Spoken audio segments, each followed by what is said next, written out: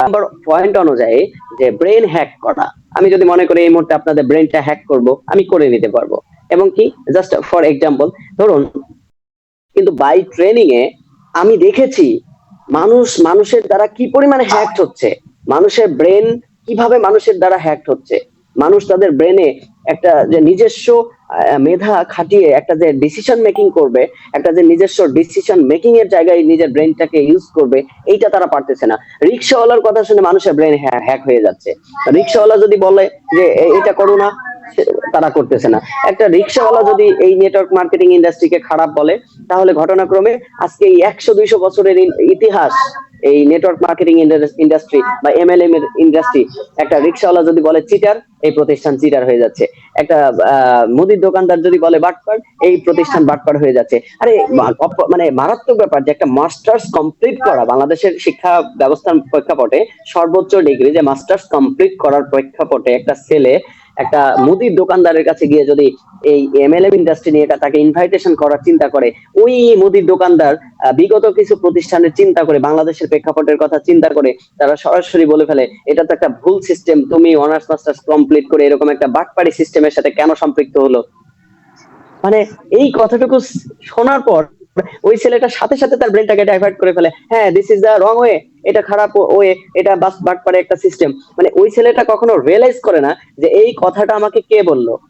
Like আমি যে masters complete করেছি, এই কথাটা কি কোনো পিএইচডি বা ডক্টরেট কোনো ব্যক্তি বললো, বা এই ব্যক্তি এই কথাটা কি কোনো এই সেক্টরের কোনো ব্যক্তি বললো, এই কথাটা কি এই সেক্টর রিসার্চ করার কোনো ব্যক্তি বললো, এই চিন্তাটা করে না। বলেছে, বাস আমি নেগেটিভ। তার মানে আমাদের ব্রেনটা অন্যের দ্বারা প্রতিনিয়ত হ্যাক হচ্ছে, আমরা আমাদের নিজেদের ডিসিশন মেকিং করতে পারছি না। সো আমরা বাস থেকে কোথায় গেলাম, ট্রেনে। ধরুন আপনি ট্রেনের টিকিট পারচেস করতে গেছেন, ঢাকা যাবেন চা পার্টিতে অ্যাটেন্ড করার জন্য। ট্রেনের টিকিট পারচেস করতে গিয়ে দেখলেন হঠাৎ করে তারা বলল ঢাকাগামী, চট্টগ্রাম থেকে ঢাকাগামী একটা ট্রেন কুমিল্লাতে লাইনচ্যুত হয়ে পড়ে যাওয়ার কারণে আমাদের চট্টগ্রাম থেকে ঢাকার ট্রেন সব বন্ধ। তাহলে আপনি কি করবেন? আপনি হয়তো অন্য ওয়ে খুঁজছেন। এরপরে অন্য ওয়ে কি আছে, বাই লঞ্চ বা বাই এয়ার ইত্যাদি। আমি দেখেছি অনেককেই বলতে দেখেছি যে আমি যখন অপশন দিয়েছি তখন তারা চুজ করেছে বাই এয়ার। তারা চা পান করার জন্য বাই এয়ার প্লেনে করে যাবে। তখন কতটা নির্বোধ, কতটা অবুঝ হলে এইরকম একটা ডিসিশন মেকিং করতে পারে যে জাস্ট টি পার্টির একটা আয়োজনে, যদিও সে সিদ্ধান্ত নিয়েও থাকে যে না যাব, যদি বাস স্ট্যান্ডে গিয়ে দেখে যে না বাস বন্ধ, বিলিভ করেন আমার মনে হয় না যে 100%-এর মধ্যে 1%ও ব্যক্তি ডিসিশন নেবে যে আমি পরবর্তীতে ট্রেনের খোঁজ করতে যাবে। কখন যাবে না? যখন তার ব্রেনটা কাজ করবে। কিন্তু আবেগে আমার তালে তালে তারা কি করছে, প্লেনের টিকিট পর্যন্ত পারচেজ করে ফেলেছে। রাইট? রং ডিসিশন, অর্থাৎ তারা ইমোশনাল ডিসিশন মেকিং করে ফেলে, রাইট ডিসিশনের কাছে আসতে পারে না। কেন? মানুষের দ্বারা হ্যাক হচ্ছে। বাট ফিল করেন, এখানেও আরেকটা মেসেজ আছে যে যদি আপনি ধরুন লটারিতে 50 কোটি টাকা পেয়েছেন, আগামীকাল সকালবেলায় চিটাগাং থেকে ঢাকায় গিয়ে জাস্ট সিগনেচার করে টাকাটা কালেক্ট করতে হবে। জাস্ট ফিল করেন, এখন আপনি কেন যাব, রিজন ক্লিয়ার। রিসম্যানরা কেন রিজনটাকে আগে চিন্তা করে, কেন রিজন কতটা গুরুত্বপূর্ণ। আগের কেন রিজন ছিল খুব ছোট, চা পান করা। আর এখনকার কেন রিজন হচ্ছে কি, এখনকার কেন রিজন, জাস্ট ফিল করেন এখনকার কেন রিজন কি, 50 কোটি টাকা। 50 কোটি টাকা মানে রিসিভ করতে যাওয়া। তার মানে আগের রিজনের থেকে পরের রিজনটা অনেক গুরুত্বপূর্ণ।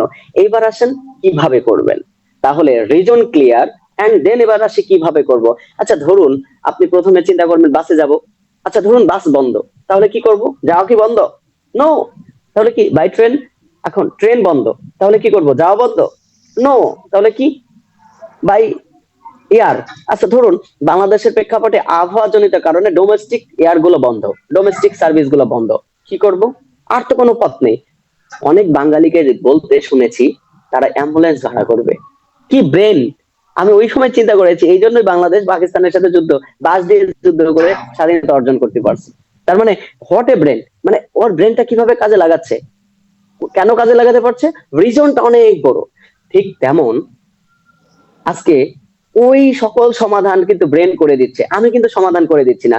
সকল ডিসিশন কিন্তু ব্রেন নিচ্ছে, আমি কোনো আমি কিন্তু কোনো ব্রেন ডেভেলপ মানে আমি কিন্তু কোনো ডিসিশন আপনাকে দিচ্ছি না, কোনো ওয়ে আপনাকে আমি দিচ্ছি না। আমি শুধু কোনটা দিচ্ছি, আপনার রিজনটাকে ফাইন্ড আউট করার জন্য তাগিদ দিচ্ছি। আপনার রিজন যদি আপনার জীবনে ক্লিয়ার করতে পারেন, তাহলে কিভাবে কাজ করবেন এইটা কোনোদিন কোন পৃথিবীর কোনো মেন্টরস লাগবে না, কোনো ব্যক্তির দরকার পড়বে না, আমার নিজেরও লাগবে না, মানে আমাকেও লাগবে না, যদি আপনি আপনার রিজনটাকে বড় করতে পারেন। এখন জাস্ট ফিল করেন নেটওয়ার্ক মার্কেটিং ইন্ডাস্ট্রিতে একটা মানুষের রিজন কেমন হওয়া দরকার। আমি আমার রিসার্চে পেয়েছি পৃথিবীর ইতিহাসে মাত্র 4,000 প্রফেশন আছে। এই 4,000 প্রফেশনের মধ্য থেকে মাত্র 3টা প্রফেশনে বিউটি আছে। What is beauty? বিউটি মানে কি? আপনি কাজ করবেন একবার, তার ইনকাম পাবেন বারংবার। কাজ করবেন একবার, ইনকাম পাবেন বারংবার। মানে কি? আপনি একবার কাজ করবেন, তার মজাটা পাবেন বারবার। এই 4,000 প্রফেশনের মধ্যে 3টা প্রফেশনে বিউটি আছে। 3টার মধ্য থেকে আমি অবাক, এই নেটওয়ার্ক মার্কেটিং ইন্ডাস্ট্রি বা এমএলএম ইন্ডাস্ট্রিতে ইনকামে বিউটি আছে। বিউটি মানে কি? এই নেটওয়ার্ক মার্কেটিং এ কি, আপনি পরিশ্রম করবেন একবার, একটা টিম গঠন করতে পরিশ্রম হবে হয়তো একবার, আপনার অবস্থান মেকিং করতে পরিশ্রম হবে 1 বছর বা 2 বছর, বাট এই 1 বছর 2 বছর যে রেশিও, এই 1 বছর 2 বছর যে মজাটা, এই মজাটা আপনি সারা জীবন পেতে থাকবেন আমৃত্যু। এটাই হচ্ছে এই নেটওয়ার্ক মার্কেটিং এর বিউটি। সো 4,000 প্রফেশনের মধ্যে কিন্তু 3টা প্রফেশন আমি রিসার্চ করে বিউটি পাইছি।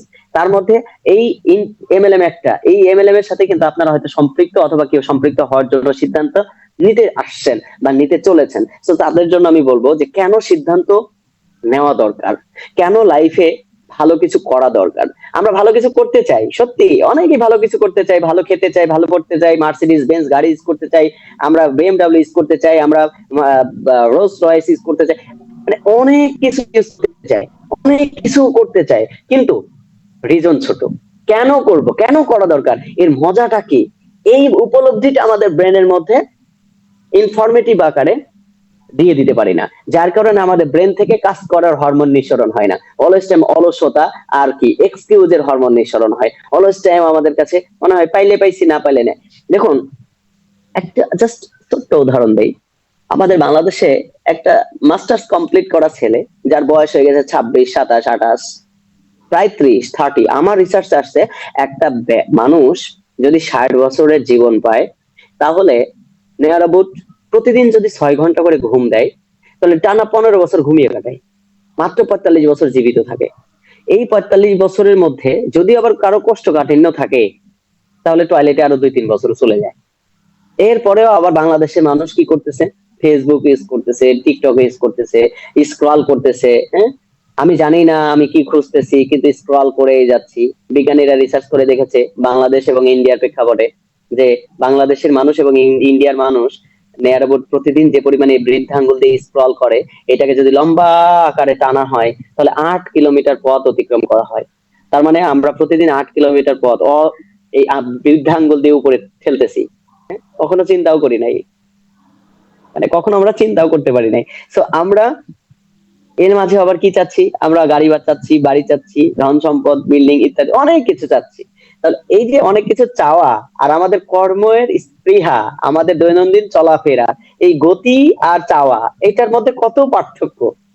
আমাদের এই পার্থক্যের জায়গাটাকে আমার কি চাওয়ার সাথে পাওয়া এবং কর্মের মিলটা রাখতে হবে। অর্থাৎ আমি যেটা চেয়েছি, এই চাওয়াটা পূরণ করতে গেলে আমাকে কোন সিস্টেমে আসতে হবে, কোন সিস্টেমে আমাকে দ্রুত আমি এটা পেতে পারি। আমরা সবাই কিন্তু দ্রুতই ক্যারিয়ার করতে চাই, আমরা সব দ্রুত ক্যারিয়ার করতে চাই। তো যেহেতু দ্রুত করতে চাই, সেহেতু আমাকে দ্রুত সিস্টেমে আসতে হবে। আর রিসার্চে পৃথিবীর ইতিহাসে দ্রুত ক্যারিয়ার, এবং আমরা যে দেশে বসবাস করছি, আমরা যেই লাইফ মেনটেন করি বা আমরা যেই পরিবার থেকে উঠে আসছি, এই পরিবার থেকে আমরা যদি দ্রুত ক্যারিয়ার ডেভেলপমেন্ট করতে চাই, তাহলে আমার মনে হয় সব থেকে মনে হয় না, রিসার্চে পেয়েছি যে, কারণ কি বিল গেটস কি বলেছিলেন, উনি যদি সফটওয়্যারের প্রতিষ্ঠা না করতে পারতেন, তাহলে উনি নেটওয়ার্ক মার্কেটিং এ যোগ দিতেন। এটা আমার কথা না, এটা বিল গেটস নিজে বলেছেন। তারপরে স্টিফেন হকিং না, অ্যামাজনের প্রতিষ্ঠাতা স্টিভ জবস, উনি কি বলেছেন? এই যে কথাগুলো ওনারা বলেছেন, এইগুলো কথা ওনারা এমনি এমনি বলেন নাই, কিন্তু অনেক ভেবে চিন্তেই বলেছেন যে পৃথিবীর ইতিহাসে কোন ইন্ডাস্ট্রিটা রিভলিউশন ঘটাবে, কোন ইন্ডাস্ট্রি থেকে ভালো ক্যারিয়ার করা যাবে। তাহলে যেই ব্যক্তি পৃথিবীতে সর্বোচ্চ ধনীর কাতারে চলে যাচ্ছে, সেই ব্যক্তিও বলছে আমার সিস্টেমে যদি আমি ফেইলিওর হতাম, তাহলে পরবর্তী সিস্টেম আমি নেটওয়ার্ক মার্কেটিং ইন্ডাস্ট্রিতে পদার্পণ করে দিতাম। জাস্ট ইমাজিন করেন। আর সেই ইন্ডাস্ট্রিটাই কি আপনার সামনে আজকে দাঁড়িয়ে আছে, সেই ইন্ডাস্ট্রি থেকেই কিন্তু আপনার কেরিয়ারটা ডেভেলপমেন্টের সুযোগ রয়েছে। এখন আমরা কেন ডিসিশন মেকিং করতে পারি না, আমরা কেন সাকসেসের দ্বার প্রান্তে যেতে পারি না? শুধুমাত্র কারণটা এটা, আমাদের রিজন কম, আমাদের রিজন ছোট। কেন করব?